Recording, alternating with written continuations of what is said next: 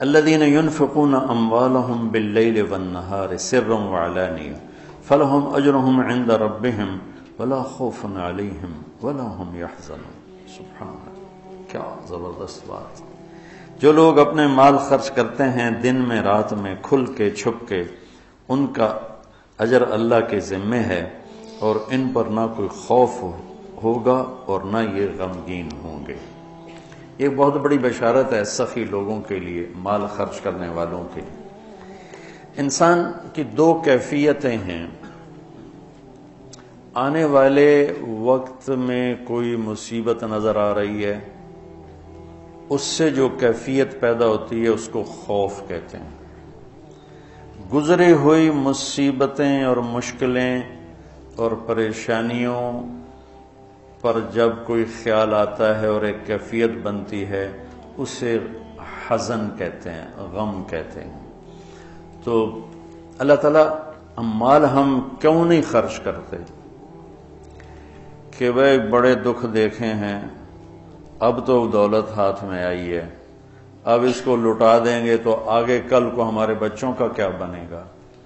خوف اور حزن، اس کے بیچ انسان چلتا ہے ساری زندگی. تو مال خرچ کرنے میں جو رکاوٹ ہے وہ ہے اس کا خوف اور اس کا غم. تو اللہ تعالیٰ لا خوف علیہم ولا هم یحزنون، تم اللہ کے نام پہ دو، نہ تمہیں کبھی خوف آنے دے گا نہ تمہیں کبھی غم آنے دے گا. اور جو سود والے ہیں ان کے لیے تباہی اور بربادی ہے، یہ یہاں بھی برباد ہیں، یہ آگے بھی برباد. میں نے کل بھی بتایا تھا کہ پرسوں کہ سود خور اللہ کے نبی نے دیکھا معراج میں لوگوں کو سزا مل رہی ہے. سود خوروں کی سزا سب سے عجیب تھی کہ ان کے پیٹ گنبد کی طرح اور سانپ اندر گھسے ہوئے تھے، ان کو اندر سے کاٹ رہے تھے، جو دکھ اور درد میں سب سے خوفناک چیز بن جاتی ہے، اندر سے ان کو سانپ وار کر رہے تھے. تو مال خرچ کرنا، اللہ سے سخاوت مانگو، یہ دعا مانگا کرو، یا اللہ مجھے سخی بنا. کہ اللہ تعالیٰ سخی سے دوستی توڑتا نہیں اور بخیل سے دوستی لگاتا نہیں. اور اسلام کا جو موضوع ہے وہ حرص و ہوس نہیں، ایثار، سخاوت، خدمت خلق اور قربانی ہے. ابو قتادہ رضی اللہ تعالیٰ عنہ نے لینا تھا قرضہ کسی سے،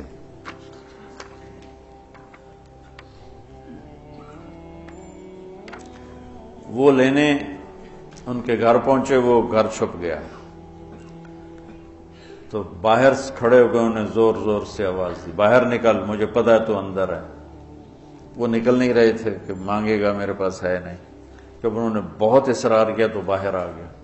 تو آپ نے فرمایا کیوں چھپ رہا ہے مجھ سے؟ کہ میں تنگ دست ہوں، ادا نہیں کر سکتا. تو ابو قتادہ رونے لگے اور فرمایا جاؤ، معاف کیا. پھر فرمایا کہ جو اپنے قرض خواہ کو مہلت دے یا معاف کرے، اللہ تعالیٰ اسے قیامت کے دن اپنے عرش کا سایہ نصیب فرمائے.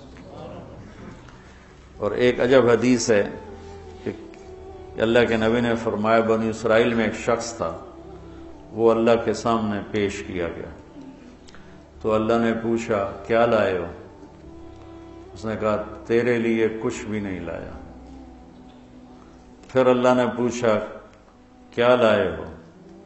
کہ یا اللہ ایک رائی کے دانے کے برابر میں تیرے لیے کچھ بھی نہیں لایا. اللہ نے پھر تیسری دفعہ پوچھا کچھ تو سوچو کیا لائے ہو؟ کہنے لگا کچھ بھی نہیں لایا. پھر کہنے لگا ایک بات ہے، اگر وہ تیری بارگاہ میں کوئی اس کی قیمت ہے تو. اللہ کو تو سارا پتا تھا. اللہ نے پوچھا کیا؟ کہنے لگا تو نے مجھے مال دیا تھا تو میں تجارت کرتا تھا، لوگوں کو مال اٹھواتا تھا. جو پیسے نہیں دیتا تھا اور دے سکتا تھا تو میں اسے تنگ نہیں کرتا تھا کہ پیمنٹ پہنچاؤ. میں اسے مہلت دیے رکھتا تھا، جب دے ٹھیک. اور جو تنگ دست ہو جاتا تھا، کوئی نقصان ہو جاتا تھا تو میں کہتا تھا چلو اس کو معافی کر دو. تو اس پر اللہ تعالیٰ نے فرمایا تو میرے جیسا بننا چاہتا ہے؟ یہ تو میری صفت ہے کہ میں اپنے بندوں کو معاف کرتا ہوں، مہلت دیتا ہوں. چل بس اسی پر تجھے جنت کا فیصلہ.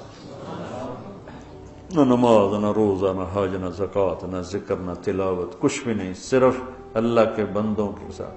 اب یہ مزاج شریعت ہے. اور سود کیا ہے کہ اگلے کا خون نچوڑ لو، اس کی رگوں میں جو بہتے والا خون ہے وہ بھی نکال لو.